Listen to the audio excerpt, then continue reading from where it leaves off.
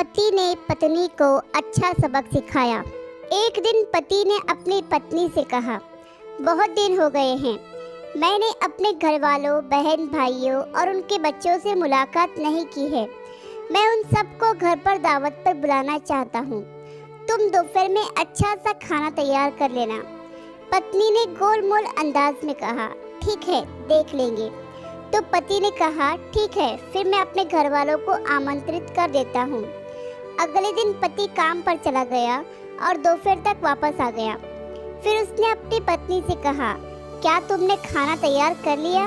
अभी 1 घंटे में मेरे घर वाले आ जाएंगे। तो पत्नी ने कहा, नहीं, मैंने तो अभी तक खाना तैयार नहीं किया, और वैसे भी वह तुम्हारे घर वाले हैं, कोई अनजान थोड़ी है। उन्हें कोई स्पेशल खाना पकाकर खिलाने की जरूरत नहीं है, इसलिए वो घर में जो भी उपलब्ध है वही खा लेंगे।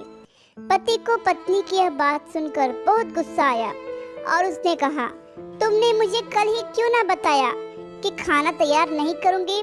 वह लोग 1 घंटे में पहुंच जाएंगे, फिर मैं क्या करूंगा? पत्नी ने मुंह बनाते हुए कहा, तो उनको फोन करके मना कर दो। ऐसी क्या बात है, वह लोग कोई गैर तो नहीं, आखिर तुम्हारे घर वाले ही तो हैं। पत्नी की यह बात सुनकर पति नाराज होकर गुस्से में घर से निकल गया।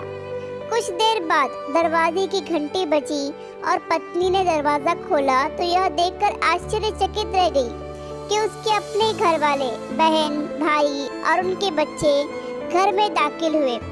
उसके पिता भी घर में आ गए और आते ही पूछने लगे, तुम्हारा पति कहाँ है? पत्नी ने कहा, वो कुछ देर पहले ही घर से बाहर निकल गए हैं। पिता ने बेटी से कहा, तुम्हारे पति ने कल हमें फोन पर आज दोपहर खाने की दावत दी है, हमें बुलाकर वो बाहर क्यों चला गया?